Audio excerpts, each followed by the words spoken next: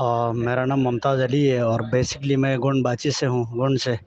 ये युल्बू के साथ ही एक इलाका है गोंड बाची के नाम से। यहाँ पर टोटल इस वक्त वहाँ पर 7 से 8 घराने हैं, जिसके अंदर टोटल अफराद 60 से 62 है और उसमें 2 बच्चे अभी बेहोश हैं कल से। और ये चौथा दिन है वहाँ पे जो है ना, अभी तक कोई इमदादी कार्रवाई नहीं हुई है। और रही बात वहाँ जाने के लिए, कोई रास्ता नहीं है क्योंकि पहाड़ गिरने की वजह से वो मुनक़ता हो चुका है।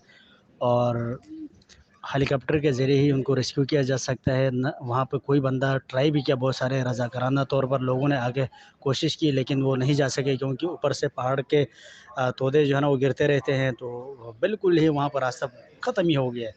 तो कम से कम अगर वो रास्ता बनाने में लग जाए तो 1 महीना लग सकता है, मगर हेलीकॉप्टर के ज़रिए उनको रेस्क्यू करने का वाहिद हल, नहीं तो सख्त ख़तरनाक है कि पानी तो ऑलरेडी आ नहीं रहा है और वहाँ बुज़ुर्ग हैं, बच्चे भी हैं, ख़वातीन हैं, बड़ा तो कोई है नहीं, तो बहुत ही सिचुएशन बैड है।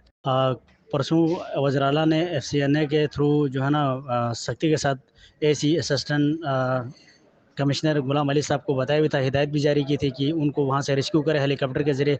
2 हेलीकॉप्टर के ज़रिए उनको रेस्क्यू करने का बताया था, लेकिन अभी तक वहाँ पे कोई अमला नहीं पहुँचा है और इस पर कोई अमल दरामद नहीं है कि आवाम बस वहीं सोशल मीडिया में बातें कर रहे हैं और ये फेसबुक के ऊपर जो है ना बातें चल रही है, लेकिन वहाँ पर प्रैक्टिकली कोई काम हो नहीं रहा है। हालांकि सब कुछ ऑर्डर हुआ है, फिर भी ये जा नहीं रहे अभी तक।